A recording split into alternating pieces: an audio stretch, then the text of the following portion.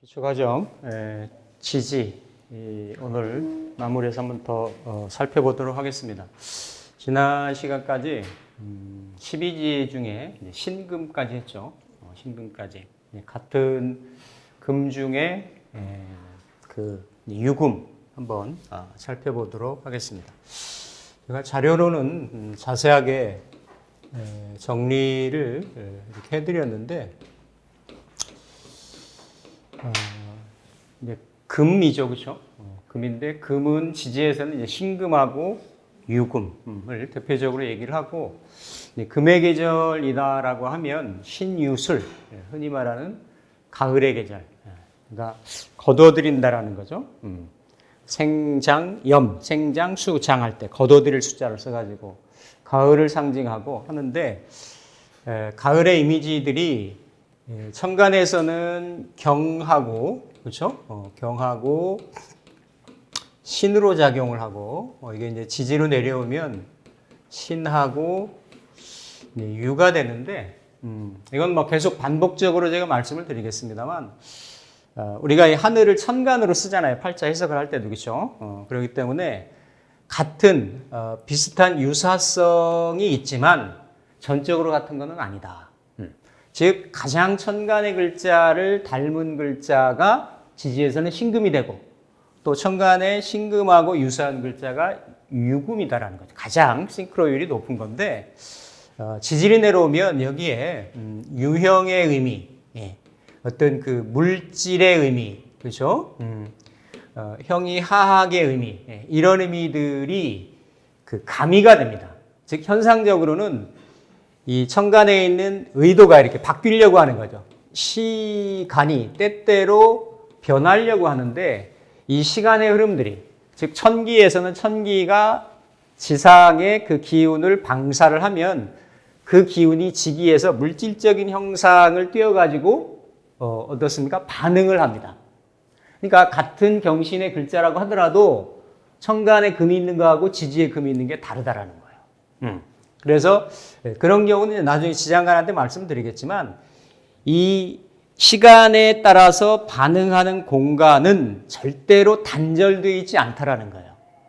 그 전에, 즉 신 이전에는 미월을 거쳐갖고 신 다음에 유월이고, 유 전에는 신월이고, 신 다음에는 술월이고, 이런 흐름들이 전 시간의 흐름을 이어서 그 다음 시간, 다음 스텝에, 그리고 그 다음 계절에, 더 빨리는 그 다음 계절까지도 그 어떤 그 현상의 이러한 공간적인 물질의 세계에서는 예비를 하고 준비를 해나간다. 이건 약간 이제 어떤 사유적인 부분에 해당이 될 수 있는 부분인데, 어쨌든 유라고 하는 거는 천간에 신금하고 가장 유사할 수가 있는데, 그거보다도 좀 더 구체적으로는, 그렇죠? 구체적으로는 지지에서는 자에서 시작을 해가지고 10번째 글자입니다. 그리고 가을을 상징하죠, 그렇죠? 가을을 상징하고 이렇게 좀 초저녁을 상징을 하죠. 상징을 하면서 유가 이제 가을인데, 지지에는 항상 물질의 변화 현상이 담겨져 있어요, 의미에는. 그러니까 이 사라고 하는 거는 크게 보면 사유축 운동을 하는 사가 되고, 그 다음에 신유술 운동을 하는 이 사가 된다. 유가 된다. 신유술 운동이 유가 되고 사유축 운동이 유. 즉 이걸 흔히 얘기하는 우리가 삼합의 왕지다. 왕지. 즉 가을을 결실이라고 하는데, 가을 중에 가을, 결실 중에 결실. 결실은 완성이 되는 거고 귀결이 되는 거고, 그렇죠? 그렇기 때문에 가장 사물의 에너지가 가장 완전하고 가장 작고 가장 가치 있고 이렇게 수렴되어 있는, 수장되어 있는 상태예요. 그러니까 제가 말씀드린 이런 모든 것들이 팔자를 풀이하는, 팔자를 해석하는 이런 부분들에 다 들어간다라는 거예요. 그러니까 결국 추수한다라고 하는 건 내실인 거고 결실인 거고 그래서 그냥 이런 글자들을 가을의 결실을 상징을 해서 십성에 관련 없이 관계없이 그냥 돈이다, 금융이다라고 보는 이유가 이치가 거기에 있는 거죠. 그냥 결실이니까 추수가 되는 거니까, 그렇죠? 그래서 가장 작은 공간에 가장 값어치 있는 거를 담고 있는 그러한 모습이 유의 모습이라는 거예요. 그래서 이 유는 원래 오리지널을 이렇게 추적을 해보면 이 유는 이렇게 그 항아리를 닮았어요. 서자잖아요, 그죠? 모습이 항아리인 거예요. 모습이 이렇게 모습이 항아리거든요. 항아리에 이 항아리는 서잖아요. 서쪽, 서방, 이렇게 가을에 뭔가 항아리에 내용물이 하나 수장되어 있는, 담겨져 있는 거지. 그러니까 여기에 이게 하나 결실이 돼 있다. 뭔가 이렇게 수렴이 돼 있다.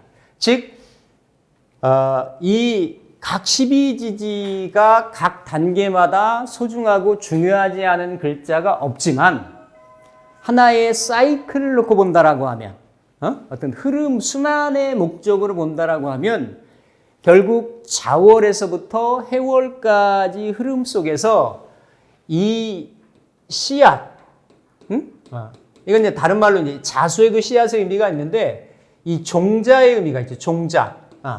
한 해 농사의 완결, 결실. 그죠?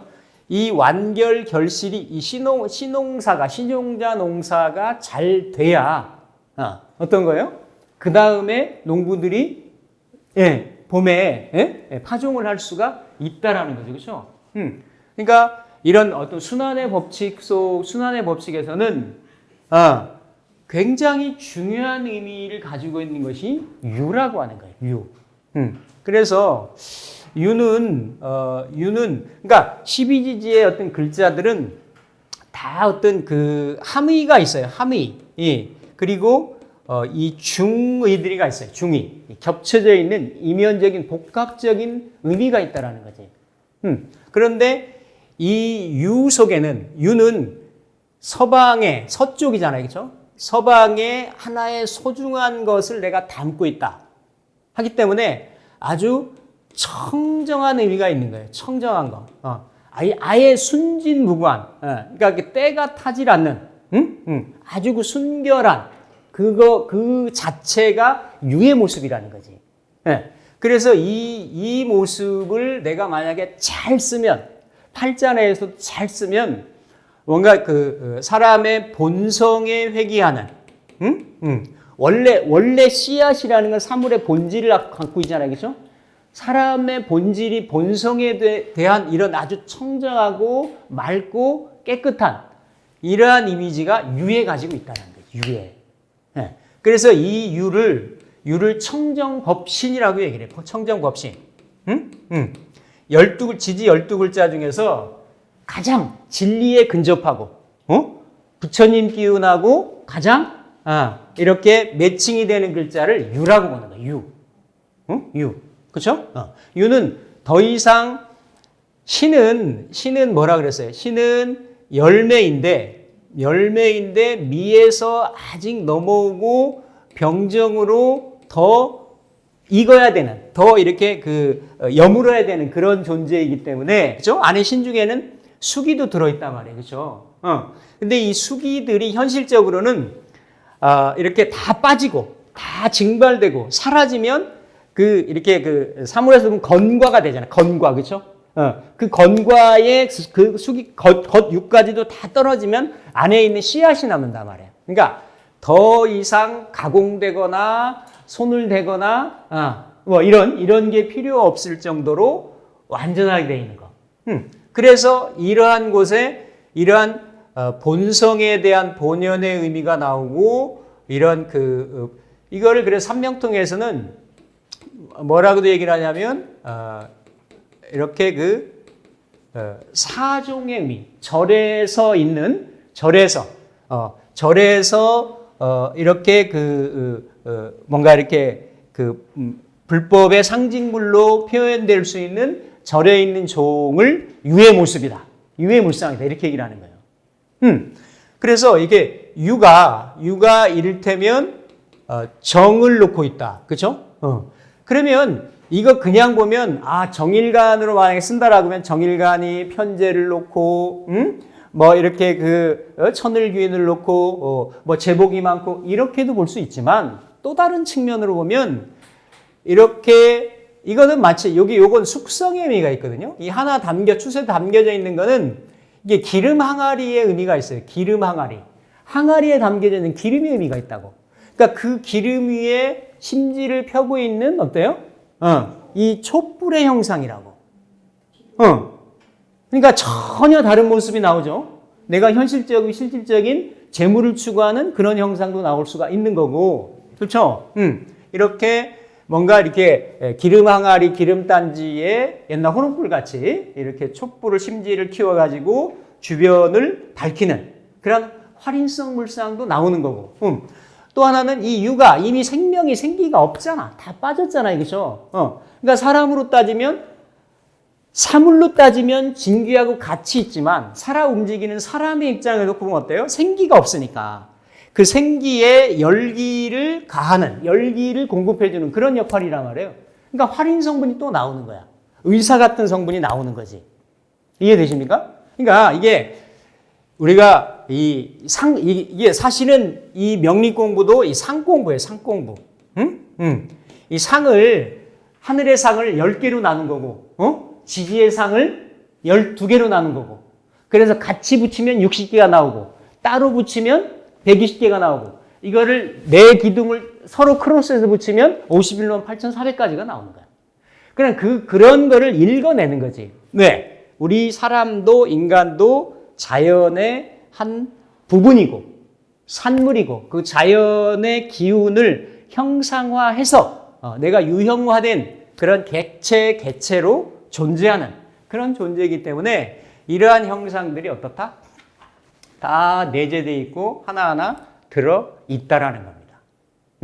그래서 이 유는 이러한 가을의 결실의 의미, 결실의 의미 이렇게 있고 깨끗하고 완전하고 그리고 소중한 그러한 의미가 있어요. 그러니까 이 유라고 하는 글자를 내가 만약에 쓴다라고 하면 일지로 붙어서 쓰면 내 몸하고 같이 가까이 붙어 있으니까 이러한 성향들이 더 드러나게 되는 거고, 월에 쓰면 그게 부모 환경이고 사회 환경이고 격의 환경이니까 어때요? 내 직업적인 형태나 사회적인 형태의 그런 에너지를 쓰는 거고, 내 말년에 쓴다라고 하면 내 뒤에 있거나 자식이 쓰거나 내 내면적인 성향으로 쓰는 거고, 그런 성향들이 다 있다라는 거지.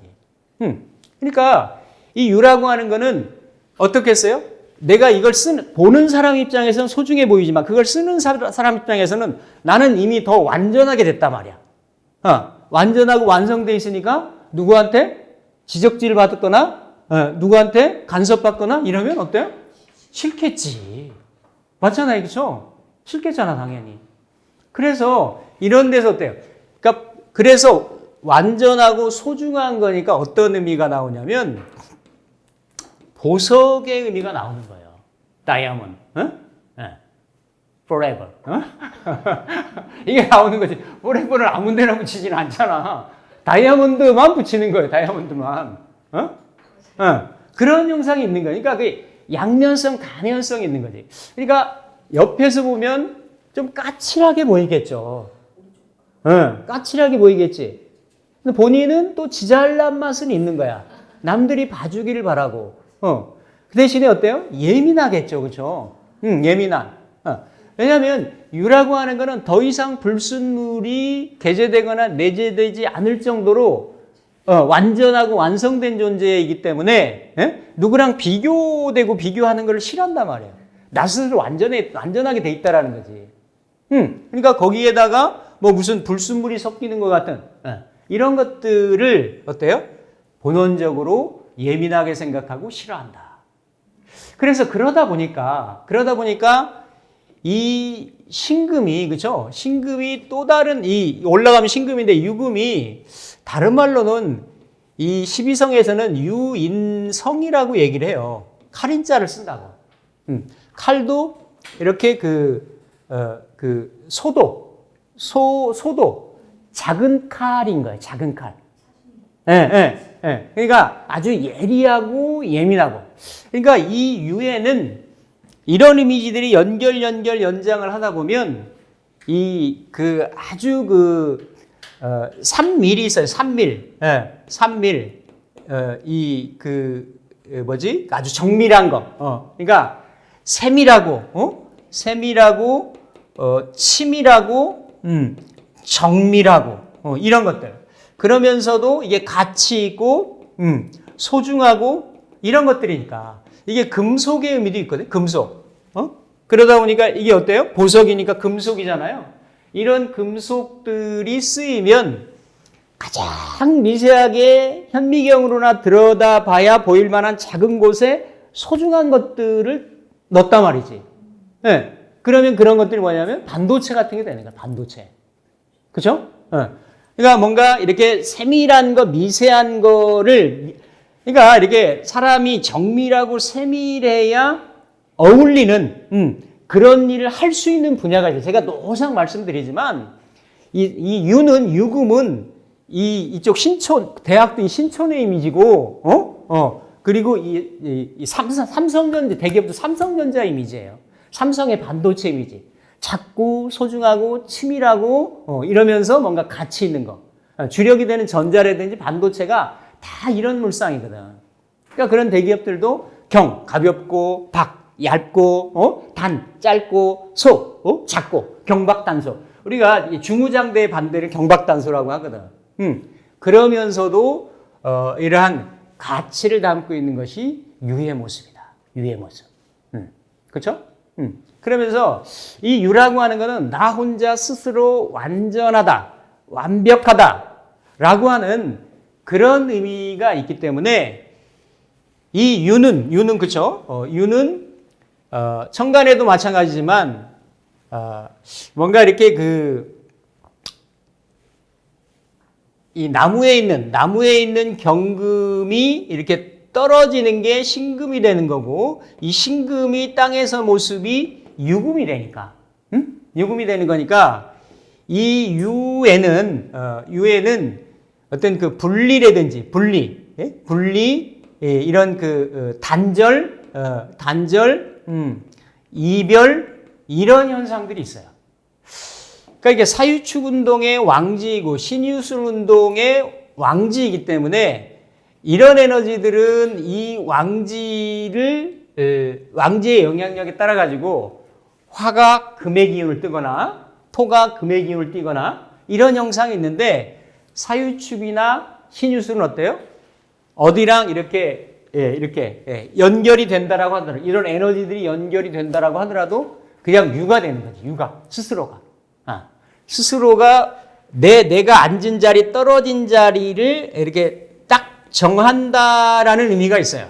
정한다는 의미가 있는데 이 계절의 형태를 볼 때는 이렇게 인에서 묘로 올라올 때하고 또 신에서 이렇게 유로 들어갈 때 이럴 때 이 땅 경계를 중심으로 해가지고 땅 밑에서 땅 위로 올라오거나 신의 열매에서 땅으로 유로 떨어질 때는 요 경계에서는 분리, 단절, 이별, 즉 자연의 입장에서는 귀숙하고 귀장하고 뿌리 활동하려고 하고 뭔가 그 알배기를 소중하게 갖고 가지고 다음 사이클의 씨앗을 이렇게 냉동, 이렇게 보존하듯이 그런 역할인데 현상계에서 사람이 이걸 쓸 때는 분리나 단절이나 이별 현상으로 나타난단 말이에요.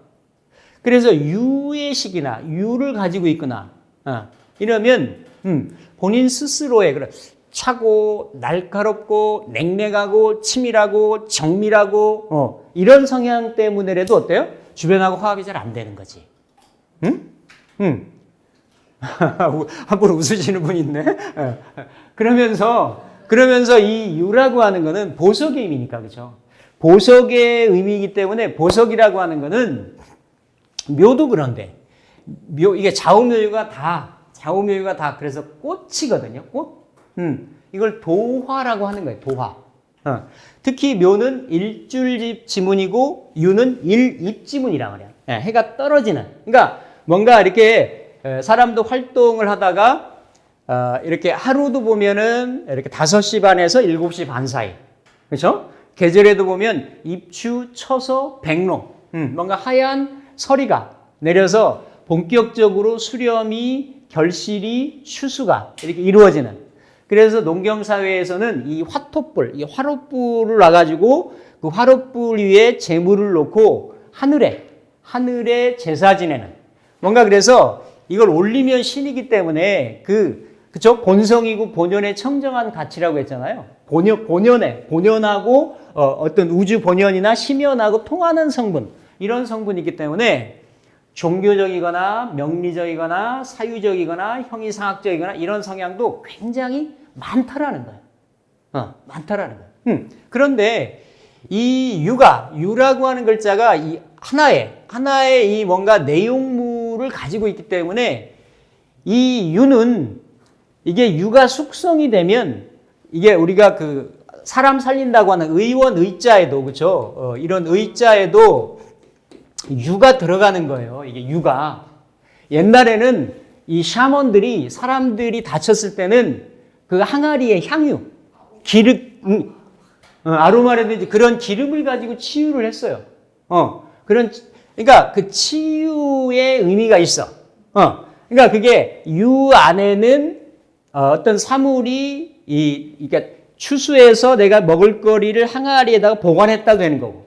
그러니까 풍성함의 의미가 있죠. 풍성함의 의미가 있는데 또 이 유는 이게 항상 이 숙성의 의미가 있거든. 안에다가 뭘 두면 이렇게 다른 물질로 바뀌는 거예요. 그래서 유에는 이 장류의 의미가 있어요. 장류, 젓갈, 된장, 고추장, 뭔가 이렇게 숙성시키는 이런 게 있어요. 요구르트 같은 거, 이런 의미들이 있다. 그래서 이 유가 특히나 지지에 해하고 자하고 결합이 되면, 그거는 그럴 때는 그냥 바로 유에 어때요? 유에 이렇게 물이 붙어가지고 술이 되는 거야. 술이. 술이 되는 형국이 돼가지고 이런 게 이제 도학기운하거든. 그러니까 유 자체가 타자의 주목을 관심을 잘 끌기도 하고 스스로도 어때요? 스스로도 이렇게 숙성되고 이거를 올리면 뭐냐면 이렇게 이제 이렇게 삼수변인데 이게 올라가면 자잖아요. 이렇게 합쳐지면 이게 뭐가 되냐면 자유파의 모습이 된다는 거예요. 자유파. 깨진다라는 거지. 예. 그러면 자연에서도 흐름을 보란 말이에요. 유, 술, 해, 자로 가야 되잖아. 그죠? 유의 단계로 내가 완전하게 완성이 됐다라고 하면 술을 거치고, 그 다음에 해를 거치고, 자로 가야 되잖아요. 그죠? 이 의미는 곧 뭐냐면, 예를 들어서 이해하시기 쉽게 여러분들이 비유를 드린다라고 하면, 그냥 내가 콩농사를 잘 졌어요. 콩농사를 져서, 이걸 어때요? 걷어들 추수를 한 다음에, 창고에 넣어서 보관을 하고, 그 다음에 해 단계를 거쳐가지고, 자로 콩나물 시루에다 올려가지고 물도 좀 붓고 이래서 이렇게 순서에 맞게끔 어때요? 이렇게 콩의 단계, 발전 단계를 일으켜야 되는 거거든.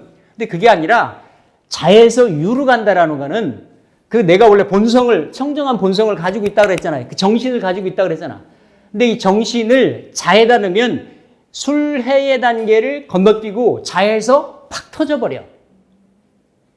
이건 마치 뭐가 같냐면 옥수수 알갱이를 가지고 마이크로웨이브에다가 넣으면 갑자기 펑 터져버리죠. 그렇죠? 그게 자유파야.